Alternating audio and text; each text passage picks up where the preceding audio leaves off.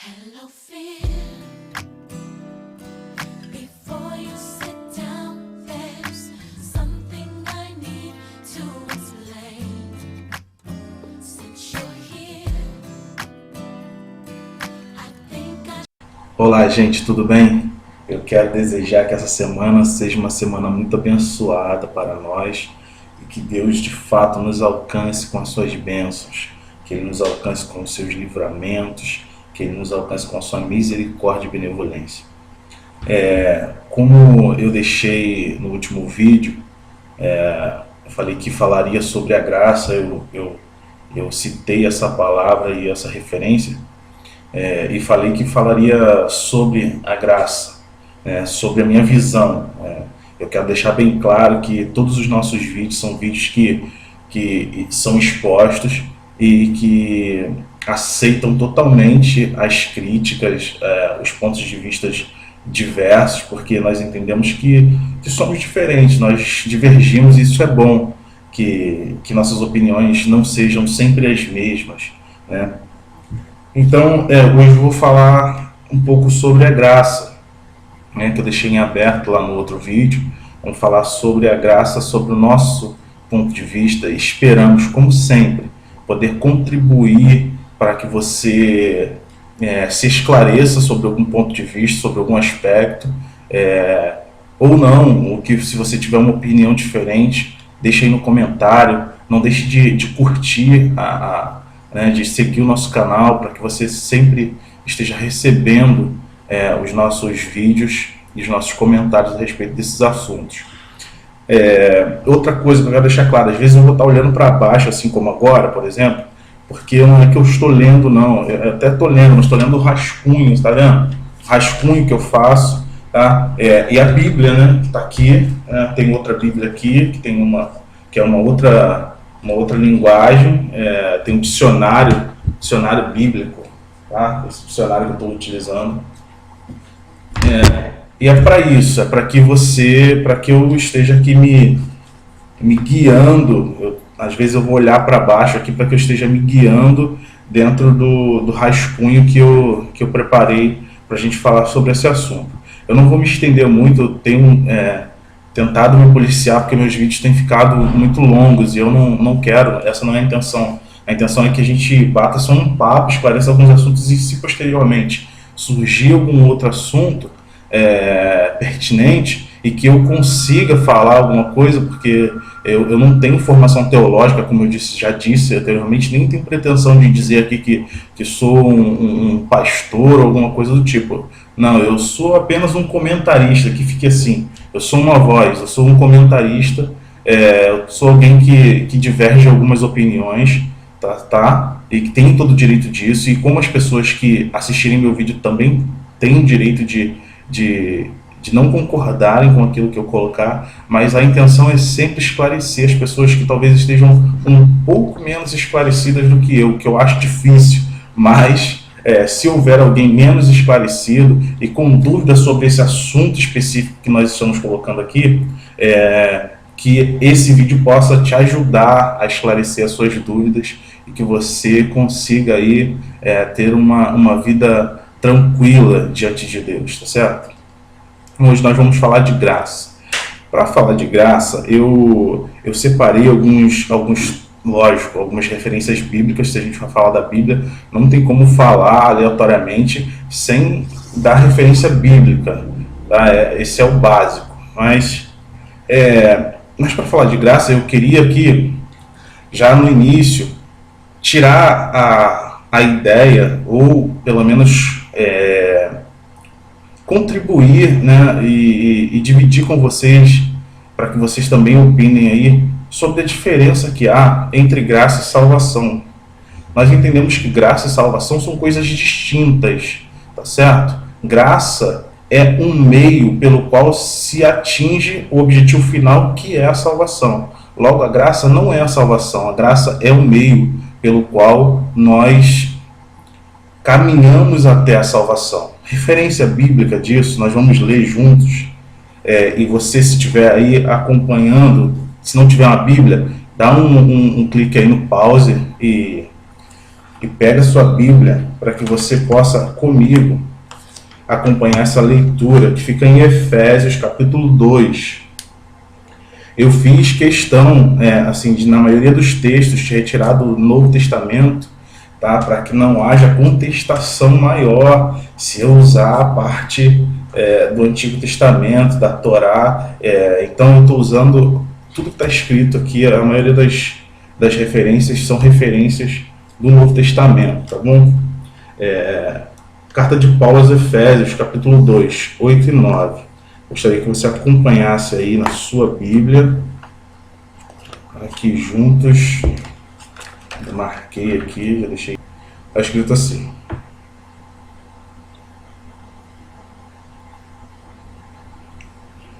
porque pela graça sois salvos. Está dizendo que é pela graça, a graça é o meio. Pela graça, por intermédio da graça, sois salvos, mediante a fé, e isto não vem de vós, é dom de Deus, não de obras, para que ninguém se glorie, pois somos feitura dele, criados em Cristo Jesus, para boas obras, as quais Deus de antemão preparou para que andássemos nela, as boas obras, para que fizéssemos coisas boas. Então, mas eu quero me ater só nessa parte que diz que pela graça nós somos salvos. Então, aqui já há uma separação entre salvação, que é o objetivo, e a graça, que é o meio pelo qual se obtém a salvação. E o meio pelo qual se obtém a salvação é a graça que foi entregue através de Jesus Cristo, certo? Uma vez que nós estávamos separados de Deus, como diz a Bíblia, lá em Romanos capítulo 12, 1 e 2. Que nós, por conta do nosso pecado, nós estávamos destituídos da glória de Deus, ou seja, ainda há uma referência em Isaías, capítulo 59, versículo 2, que diz que nós estávamos separados, por conta do nosso pecado, nós estávamos separados de Deus, tá certo? Mas deixa eu continuar aqui nessa linha de raciocínio. Uma vez dito, são 7 minutos, uma vez dito que feita essa separação entre graça e salvação, a gente pode prosseguir aqui, tá certo? O que seria a graça? A graça é um favor não merecido, tá certo? É um favor que é algo que foi feito por nós, que nós não tínhamos o direito, nós não tínhamos o mérito, e então nos foi concedido a graça.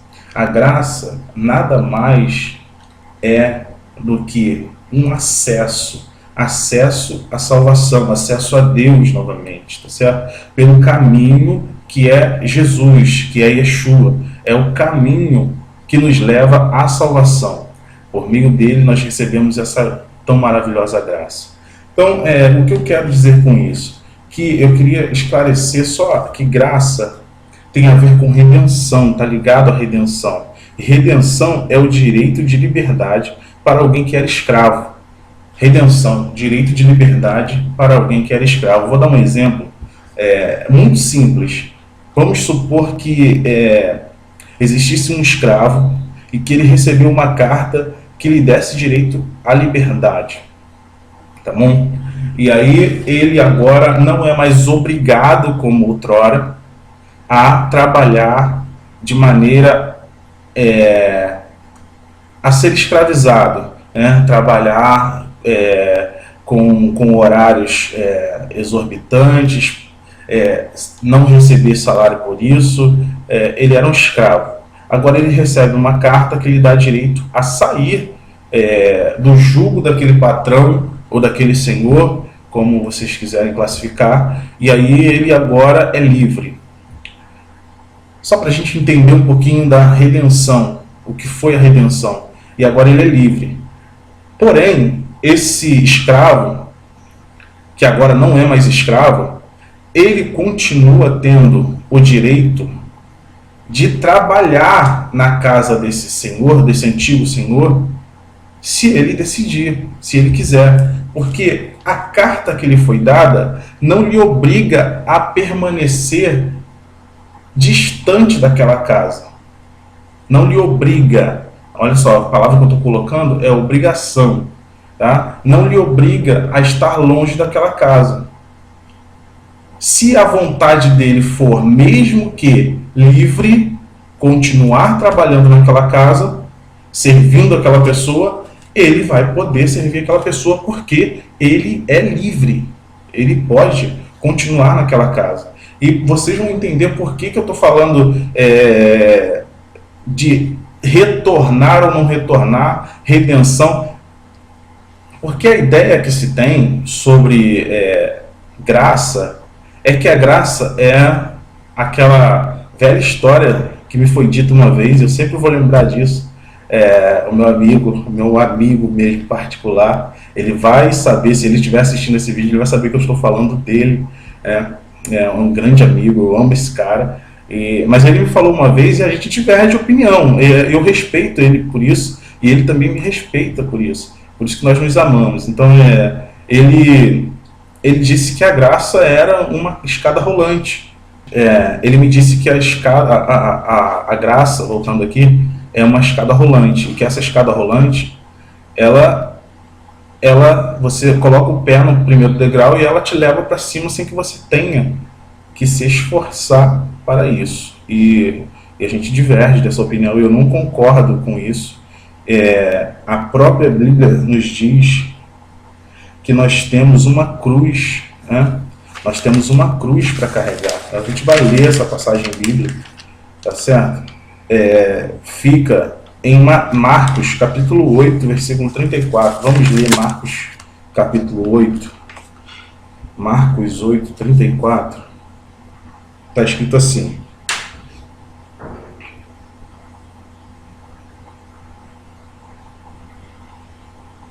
deixa eu ver se é Marcos 8, 34. É isso mesmo, Marcos 8, 34. Aí Jesus chamou a multidão e os discípulos e disse: se alguém quer ser meu seguidor, que esqueça os seus próprios interesses, esteja pronto para morrer, como eu vou morrer, e me acompanhe. Pois quem põe os seus próprios interesses em primeiro lugar nunca terá a vida verdadeira.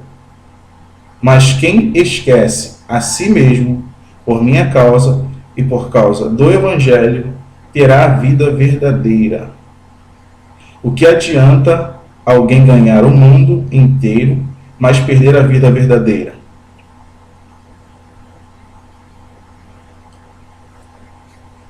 Bom, essa tradução está um pouquinho diferente, mas dá para a gente ter ideia do que, como a gente conhece as outras traduções, você sabe do que está sendo dito aqui. Quem quiser vir após mim, tome a sua cruz e siga-me. O que seria tomar a nossa cruz e seguir? Jesus explica ali que todo aquele que quiser ganhar a vida, que quiser viver segundo seus próprios interesses, ele vai perder a sua vida. E vamos nos limitar à nossa vida terrena. Vai que a gente está se limitando só à nossa vida terrena, a nossa vida aqui na Terra. E essa é uma instrução de Jesus para uma vida aqui na Terra. Vamos nos ater somente nisso, nessa ideia. Tá? A gente já consegue ter aqui um panorama de que o homem ele não foi chamado por Jesus para viver a sua própria vontade, viver o seu bel prazer. Né? É o que esse livro que eu estou lendo, eu não deixei de ler o livro, eu vou continuar lendo o livro, ele fala exatamente disso. Eu não vou falar o livro aqui também, tá? Não vou falar o livro. Talvez se você me chamar no privado, eu vou colocar aí para você qual é o livro, para você ter acesso e ler, mas eu não vou fazer divulgação do livro, porque eu tenho uma opinião diferente do que ele está ensinando lá. Então, a ideia do livro vai totalmente de encontro a isso aqui, ele diverge totalmente da ideia de que Jesus disse para que nós deveríamos. E essa graça interpretada por ele, por esse livro, mostra que a graça não é isso que Jesus ensinou. Né? A graça é, ele já morreu, eu não preciso fazer mais nada. E, baseado no texto de Mateus 9, nós vamos ler aqui 9 ao 13, que Jesus saiu dali no caminho, viu um cobrador de impostos chamado Mateus sentado no lugar onde os impostos eram pagos. Jesus lhe disse: vem comigo. Mateus se levantou e foi. Mais tarde, enquanto Jesus estava jantando à mesa, na casa de Mateus, muitos cobradores de impostos e outras pessoas de má fama chegaram-se e sentaram-se à mesa com Jesus e seus discípulos. Alguns fariseus viram isso e perguntaram aos discípulos, por que é que o mestre de vocês come com os cobradores de impostos e com outras pessoas de má fama? Jesus ouviu a pergunta e respondeu. É o versículo 12 já. Os que têm saúde não precisam de médico, mas sim os doentes. Terminei no versículo 13. Baseado nisso, que Jesus comia com os doentes, Jesus se reunia com os enfermos, com os ladrões, com os cobradores de impostos corruptos. Baseados nisso, se tem a ideia de que ele não veio fazer acepção de pessoas, e claro, ele não veio fazer acepção de pessoas, mas nós temos aqui as palavras de Jesus e nós vamos tentar entendê-las superficialmente. Jesus disse que, isso é uma pequena parábola, né? Jesus disse, os doentes que precisam de médico, não os sãos. Eu vim para curar os doentes e não os sãos. Tá certo? Qual era o objetivo de Jesus? Qual era o objetivo de Jesus ao recrutar, ao sentar-se, ao se reunir e ao pregar para os ditos doentes? Torná-los sãos.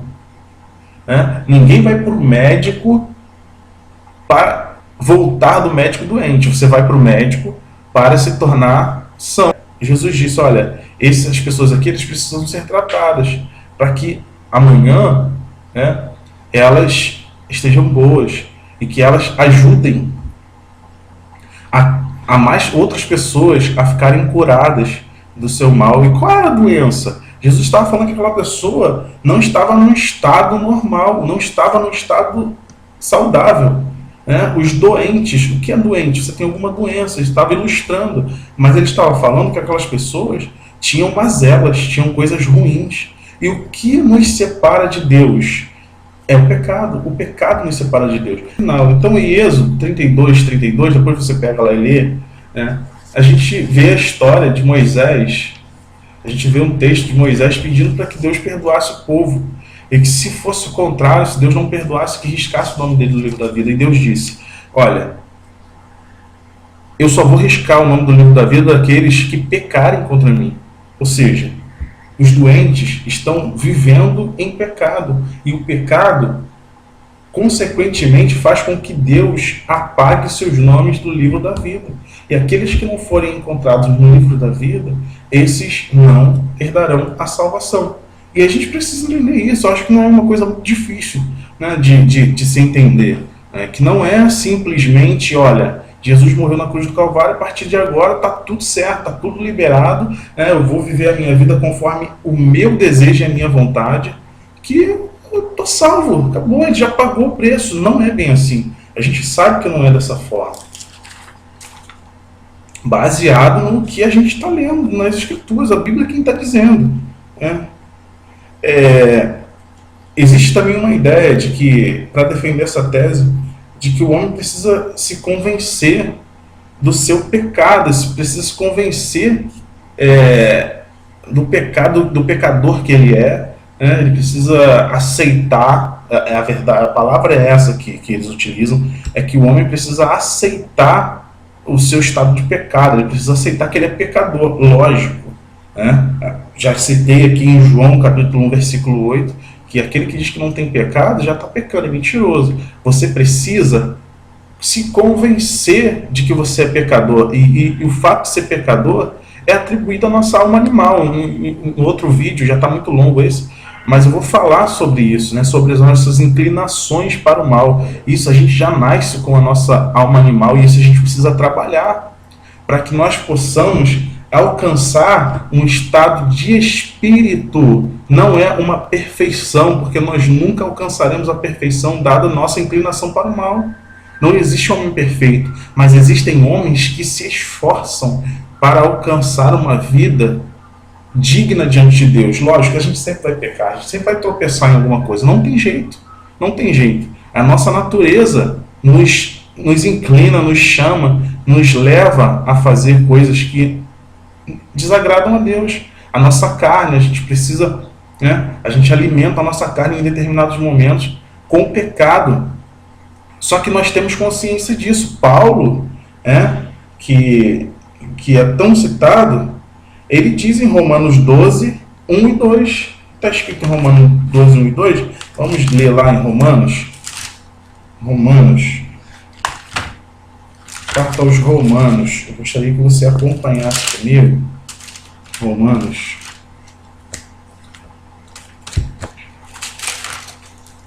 Doze, 1 e 2. Paulo diz assim: portanto, meus irmãos, por causa da grande misericórdia divina, peço que vocês se ofereçam completamente a Deus como um sacrifício vivo. Olha só, como um sacrifício vivo, dedicado aos serviços e agradável a Ele quem? A Deus. Né? Esta é a verdadeira adoração que vocês devem oferecer a Deus. Não vivam como vivem as pessoas deste mundo. Mas, e é aqui que eu quero falar com vocês. Olha só. Não vivam como vivem as pessoas desse mundo, mas deixem que Deus os transforme por meio da completa mudança de mente de vocês. Assim vocês conhecerão a vontade de Deus, isto é, aquilo que é bom, perfeito e agradável a Ele. Romanos 12, 1 e 2. Não tem dúvida de que, ao você ter contato com o médico, você vai ser curado. E curado do quê? Que Jesus estava falando aqui? É como aconteceu com Zaqueu. Quem não conhece, né? É uma história bem conhecida daqueles que têm contato cotidiano com a Bíblia. Zaqueu, que não era um cobrador de imposto simples, como a gente leu aqui, mas ele era o chefe dos cobradores de impostos, né? E ele teve um encontro com Jesus. Ele subiu, ele teve um interesse, ele subiu uma figueira, te conta a história, e de lá Jesus chegando embaixo falou: ó, desce que hoje eu vou pousar em sua casa. E aí, o que acontece a partir dali? Zaqueu, ele muda de atitude. Ele teve um encontro com Jesus e ele não permaneceu no estado pecaminoso que ele se encontrava. Ele disse para Jesus que devolveria 4 vezes mais aquilo que ele tinha defraudado das pessoas. Ou seja, qual é a mensagem aqui? A mensagem é que Jesus não veio para os sãos, de fato, ele veio para os doentes, aqueles que necessitam. As igrejas estão repletas de pessoas como eu e você, que necessitam diariamente da graça de Deus. Porque se não fosse assim, nós já estaríamos condenados, porque nós somos pecadores.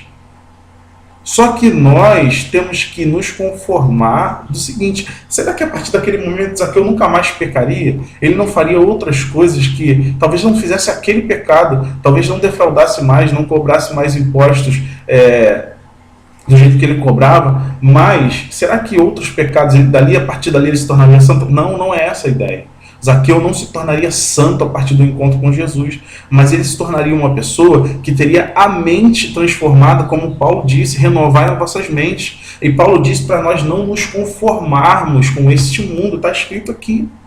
Não era para ser conformado. Olha, eu sou pecador, eu faço isso mesmo, eu roubo, sabe? Eu mato, eu assalto e tá tudo certo, vou continuar assim porque já tô salvo, Jesus já morreu na cruz do Calvário, já fez tudo por mim. Será que é assim que a gente tem que viver a nossa vida? Será que é assim? Isso não anularia a pregação do Evangelho? Isso não anularia a pregação do Evangelho, o ensinamento, a ordenança que Jesus nos deixou para que nós pregássemos o Evangelho a toda criatura, aquele que crê e for batizado, será salvo. E será salvo por meio de quê? Por meio da graça, por meio desta graça. Só que nós precisamos entender que eu estou rodeando, quase não falei de graça, mas eu estou falando indiretamente que a graça foi um acesso que Deus nos deu, que através de Jesus Cristo morrendo na cruz do Calvário, nós tivemos direito que nós não tínhamos, nós tivemos uma concessão ao direito de sermos salvos por meio de Jesus e na crença em Jesus Cristo. Eu separei um texto de Apocalipse aqui, que fala muito sucintamente sobre isso e que tem ligação direta com o texto de Êxodo 32, 33 que eu li, onde Jesus fala que aqueles que pecarem contra ele ficarão de fora, serão riscados do livro da vida, serão riscados do livro da vida, futuramente, está no futuro isso. Né? É Apocalipse 21, 27. 21, 27. Nela, está falando da Terra Santa, né? da terra, do novo céu e nova terra. Nela nunca jamais penetrará coisa alguma contaminada, nem o que pratica abominação e mentira, mas somente os escritos no livro da vida do Cordeiro. Está falando da Nova Jerusalém, ou seja, somente aqueles que não praticam mentiras, aqueles que não roubam, aqueles que foram transformados. Ah, mas nós vamos continuar pecadores, então ninguém vai entrar no céu? Não é isso. Não é isso. Existe uma grande diferença. Vamos colocar, eu vou dar mais um último exemplo aqui. Vamos supor que eu seja patrão de uma meia dúzia de pessoas. Eu seja patrão de uma meia dúzia de pessoas. Ou vamos colocar que eu seja empregado e que eu seja empregado junto com mais meia dúzia de pessoas. E aí, o patrão, ele dá um salário igual para todas as pessoas, tá certo? Ele dá um salário igual para todo mundo. E ele se ausenta do determinado lugar e deixa um líder, estabelece um líder, tá bom? E existe, além do salário, uma premiação, como é feito nas lojas, algumas lojas hoje, por exemplo, que é dada uma premiação, ou seja, uma comissão para aqueles que produzirem mais, aqueles que venderem mais. E isso estimula, no comércio estimula a todos venderem, né? Então, o que acontece? Quando aquele patrão ele se ausenta e retorna, ele tem um relatório, ele pega o relatório e verifica que Claudinei não vendeu a ponto de bater a meta. 3 bateram a meta e 3 não bateram a meta. Será que eu, que não bati a meta, será que seria justo que esse patrão pagasse para todos a mesma quantia, dessem lá a premiação para os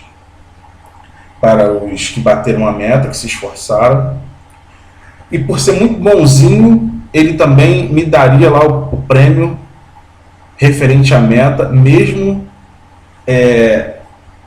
que eu não tenha me esforçado o suficiente para alcançá-lo?